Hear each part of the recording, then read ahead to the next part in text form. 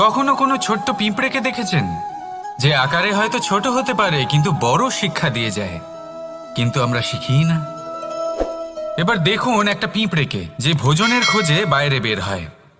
একটা ছোট্ট দানা তুলে নেয়। ছোট দানা তোলে কারণ তার থেকে বেশি সে তুলতেই পারবে না।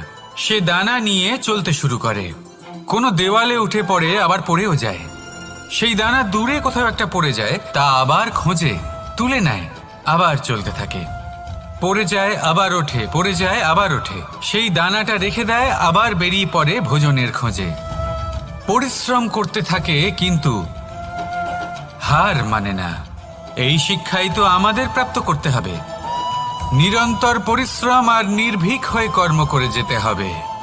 এটাই হলো সাফল্যের মাধ্যম।